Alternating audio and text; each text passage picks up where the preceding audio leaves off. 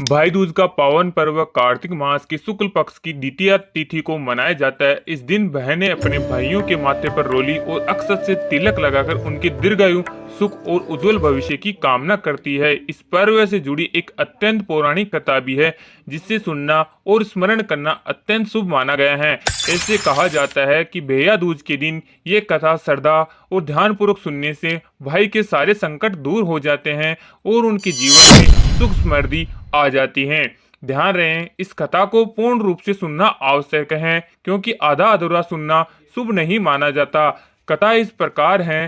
सूर्य देव की पत्नी संज्ञा से दो संतानें उत्पन्न हुई, पुत्री यम और पुत्री यमुना।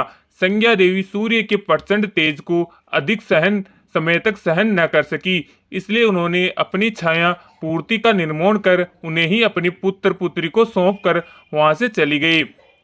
छाया देवी को यम और यमुना से बहुत स्नेह नहीं था, किंतु यमुना अपने भाई यमराज से अत्यंत प्रेम करती थी। यमुना प्राय अपने भाई यमराज के हालचाल लेने जाया करती थी और उन्हें बार बार अपने घर आने का निमंत्रण देती रहती थी, परंतु यमराज अपने न्यायिक कार्यों में अत्यधिक व्यस्त रहने के कारण उसकी ये इच्छा पूरी नहीं कर पाते। एक दिन कार्तिक शुक्ल द्वितीया के पावन अवसर पर यमराज ने अपनी बहन यमुना के स्नेह को स्मरण करते हुए अचानक उसके घर जाने का निश्चय किया। जब वे स्वर्ग लोक से निकलकर पृथ्वी पर अपनी बहन से मिलने निकले, तो रास्ते में उन्होंने नरक में पीड़ित जीवों को मुक्त कर दिया, क्योंकि आज वे न्यायाधीश नहीं, एक प्रेमिल भाई थे। जब यमराज द्वार पर पहुंचे और यमुना ने अपने भाई को सामने खड़ा देखा, तो वे खुशी से झूम उठी। उनकी आंखों से आंसू बह निकले, पर वे आंसू दुख के नहीं, अपार आनंद के थे। वह बोली, अरे भैया, आज तो मेरी मनोकामना पूरा हो गया है। मैं कब से आपकी राह देख रही थी। आपने तो आज मेरे घर आकर इसे स्वर्ग बना दिया। यमराज ने मुस्कुराते हुए कहा, बहन, आज तुम्हारा प्रेम ही मुझे यहाँ खींच लाया है। यमुना ने तुरंत अपने भाई के चरण धोए, थाली में रोली, अक्षत और दीप सजाया, फिर प्रेम पूर्वक उसके माथे पर तिलक लगाया और तरह तरह के व्यंजन बनाकर उन्हें भोजन कराया। उस क्षण वातावरण में इतना प्रेम, स्नेह और अपनापन भर गया कि देवगण इस दृश्य को देखकर भाव विभोर हो गए। यही वह क्षण था जिसने भैया दूज के इस पावन पर्व को जन्म दिया, जहां भाई के जीवन की दीर्घायु और बहन के प्रेम का संगम हुआ। भोजन के पश्चात जब यमराज लौटने लगे, तो उन्होंने प्रेम पूर्वक अपनी बहन से कहा, बहन, आज तुमने जो स्नेह, आदर और आत्मीयता से मेरा सत्कार किया है, उससे मैं अत्यंत प्रसन्न हूँ। तुम्हारी भक्ति और प्रेम ने मेरे हृदय को स्पर्श किया है। मांगो, क्या वरदान दूं तुम्हें। यमुना मुस्कुराई, उसकी आंखों में आंसू छलक आए। उसने विनम्रता से कहा, भैया, मुझे किसी धन या वस्त्राभूषण की इच्छा नहीं। यदि आप मुझे वर देना ही चाहते हो, तो बस इतना वचन दीजिए कि हर वर्ष कार्तिक शुक्ल द्वितीया के दिन आप मेरे घर अवश्य पधारे। जो भी बहन इस दिन अपने भाई का तिलक करे और प्रेम पूर्वक उसे भोजन करे, वह सदा आपके भय से मुक्त रहे। यमराज ने प्रसन्न होकर कहा, तथास्तु। बहन, आज के दिन जो भाई अपनी बहन के घर जाकर उसके हाथों से तिलक करवाएगा और भोजन ग्रहण करेगा, वह मेरे प्रकोप से सदा सुरक्षित रहेगा। और जो भाई बहन इस दिन श्रद्धा से यमुना नदी में स्नान करेंगे, उन्हें न केवल पापों से मुक्ति मिलेगी, बल्कि मोक्ष की भी प्राप्ति होगी। उस दिन से ये परंपरा चली पड़ी है। भैया दूज का यह दिन भाई बहन के पवित्र प्रेम, आत्मीयता और एक दूसरे के कल्याण की भावना का प्रतीक बन गया है। इस दिन का तिलक केवल एक रिवाज नहीं, बल्कि उस अमर स्नेह का प्रतीक है, जहां बहन का आशीर्वाद और भाई की रक्षा संवेदना एक साथ जुड़ गई। भैया दूज के दिन ही दीपोत्सव के 5 दिवसीय पर्व धनतेरस, नरक चतुर्दशी, दीपावली, गोवर्धन पूजा और भैया दूज का शुभ समापन होता है। यही दिन भाई के स्नेह का प्रतीक है, साथ ही दीपों के इस पर्व को पूर्णता देने वाला क्षण माना गया है। यदि किसी व्यक्ति की सगी बहन ना हो, तो वह अपनी ममेरी, फूफी या मौसरी बहन से तिलक करवा सकता है और उन्हें उपहार देकर इस शुभ परंपरा को निभा सकता है। उनके हाथों से भैया दूज का भोजन ग्रहण करना भी उचित और पुण्यकारी माना गया है। शास्त्रों में कहा गया है कि जो पुरुष यम द्वितीया के दिन अपनी बहन के साथ का बना हुआ भोजन करता है, उसे धर्म, अर्थ, धन, आयुष और विविध प्रकार के सुखों की प्राप्ति होती है। उसके साथ ही इस दिन एक विशेष नियम का भी उल्लेख है कि शाम के समय जब घर में दीपक जलाया जाए, उससे पहले घर के बाहर 4 बत्तियों वाला एक दीपक जलाकर दीपदान करना चाहिए। इस दिन दीपदान यमराज को समर्पित माना गया है और ऐसा करने से घर में समृद्धि, आरोग्य और दीर्घायु का वास होता है।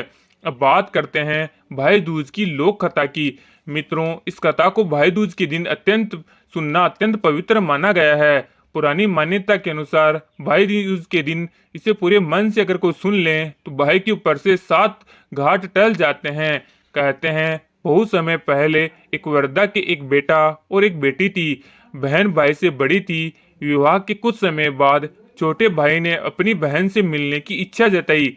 माँ ने उसे समझाया, बेटा तेरी बहन बहुत रूखी है, हमेशा तुझसे झगड़ती रहती हैं, मत जा। परंतु बेटे की जिद करने में माँ ने अनुमति दे दी। जब भाई अपनी बहन से मिलने निकला तो रास्ते में अनेक बाधाएं आईं। सबसे पहले एक नदी मिली जिसने कहा, मैं तेरा काल बनकर आई हूँ, तुझे मुझे समर्पित करना होगा। भाई बोला, पहले मैं अपनी बहन से मिल लूँ, लौट कर आऊँगा तो स्वयं तेरे हवाले हो जाऊँगा। नदी ने उसे जाने दिया। उसके बाद एक सांप मिला, बोला, मैं तेरा अंत हूँ, तुझे ढस लूँगा। भाई ने वही बात दोहराई और सांप ने भी जाने दिया। थोड़ी दूर पर एक शेर मिला, उसने भी वही कहा, मैं तेरा काल हूँ। भाई ने विनम्रता से उत्तर दिया, बस एक बार बहन से मिल लूं, फिर प्राण त्याग दूंगा। शेर ने भी मार्ग छोड़ दिया। आखिरकार भाई अपनी बहन के घर पहुंचा। उसने दरवाजे पर खड़े होकर आवाज दी, लेकिन उस समय बहन सूत काट रही थी। अचानक उसका सूत टूट गया। पुरानी मान्यता थी कि जब सूत दोबारा न जुड़ा जाए तब तक बहन बोल नहीं सकती, वरना भाई के लिए अनर्थ होता है। इसलिए वह मौन रही। भाई ने सोचा, माँ सही कहती थी, मेरी बहन अब मुझसे बात नहीं करना चाहती, और उदास होकर लौटने लगा। इतने में बहन का सूत झड़ गया, यानी वापस जुड़ गया। वह दौड़ती हुई बाहर आई और भाई को रोक लिया।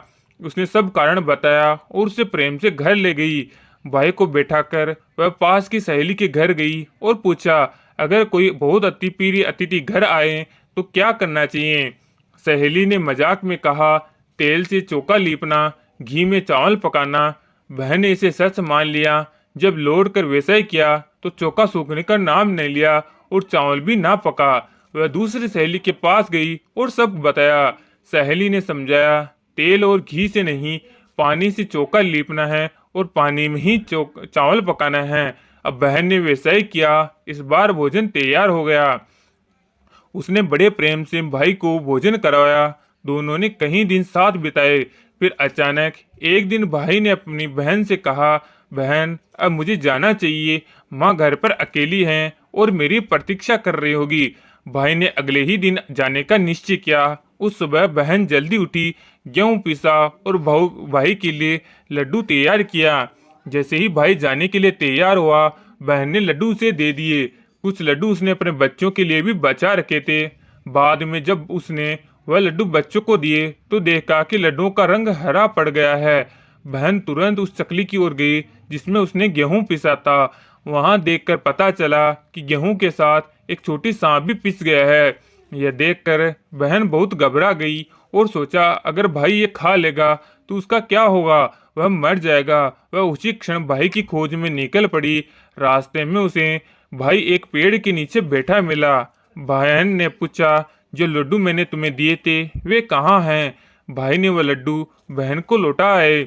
बहन ने सारे लड्डू जमीन में गाड़ दिए और भाई को पूरी घटना बताई। भाई ने कहा, तुमने इस बार तो मुझे मृत्यु से बचा लिया। जब मैं तुमसे मिलने आया था तब मुझे कई रूपों में मेरा काल मिला और मैंने हर बार यही कहा कि पहले अपनी बहन से मिल लूं, फिर मेरे प्राण ले लेना। इतने में बहन को प्यास लगी। भाई बोला, तुम यहीं बैठो, मैं पास की नदी से पानी लेकर आता हूँ। बहन ने कहा, नहीं, मैं खुद ही जाकर पानी पी लूंगी। जैसे ही बहन नदी के पास गई, उसने देखा कि एक वृद्ध महिला किनारे बैठी हैं।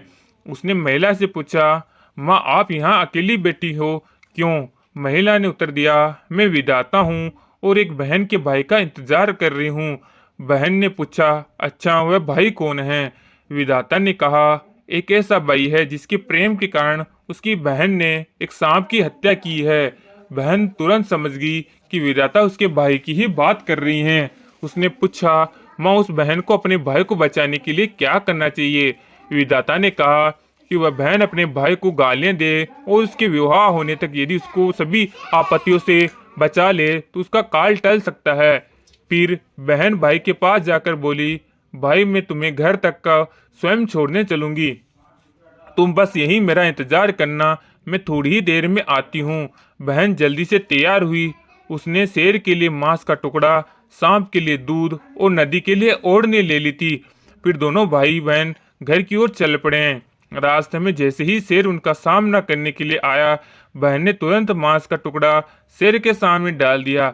शेर का ध्यान मांस की ओर चला गया और वह भाई पर हमला करने से पहले ही वहीं उलझ गया। दोनों सुरक्षित वहां से निकल गए। थोड़ी दूर चलने पर एक सांप उनके रास्ते में आया। जैसे ही वह भाई को डसने के लिए आगे बढ़ा, बहन ने उसके सामने दूध रख दिया। सांप दूध पीने में मशगूल हो गया और भाई सुरक्षित रहा।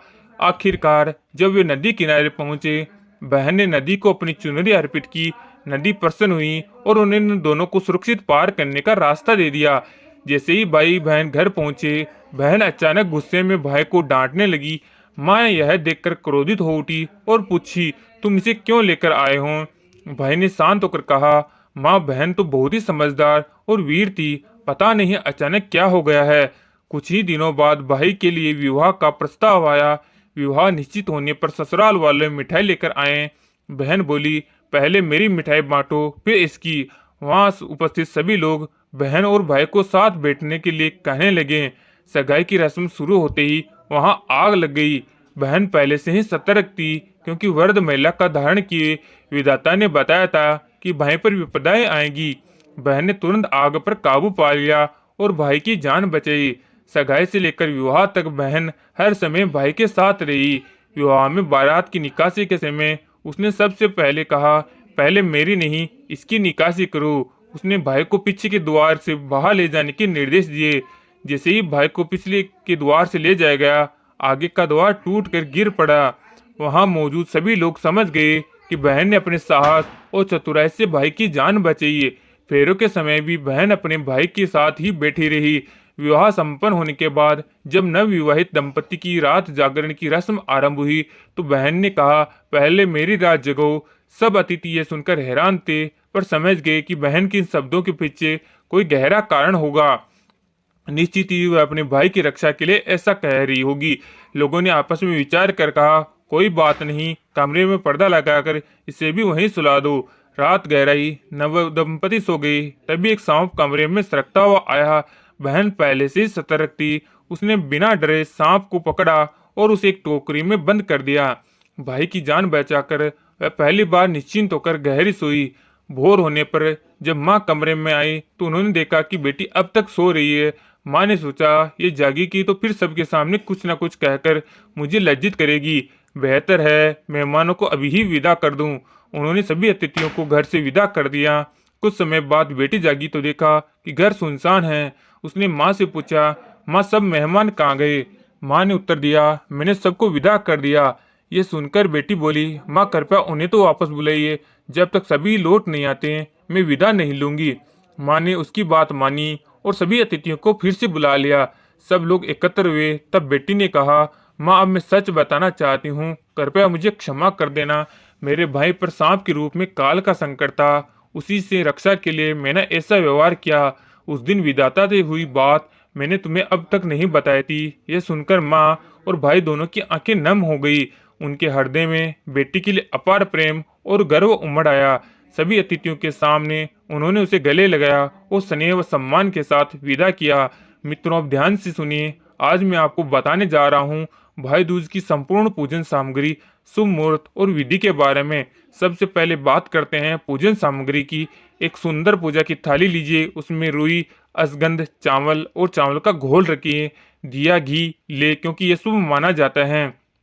भाई की कलाई पर बांधने के लिए मूली, साथ ही पूजा के लिए फूल रखें, चाहे पान हो या सुपारी भी रख सकते हैं। फिर भाई की मनपसंद मिठाई रखें, पानी का लोटा हो, गंगा जल भी रखें और सबसे महत्वपूर्ण सूखा नारियल का गोला यानी सूखा नारियल जरूर रखें। अब जानते हैं भाई दूज का शुभ मुहूर्त। इस वर्ष भाई दूज का पर्व 23 अक्टूबर गुरुवार को मनाया जाएगा। पूजन का शुभ समय दोपहर 1:13 से लेकर 3:28 तक रहेगा।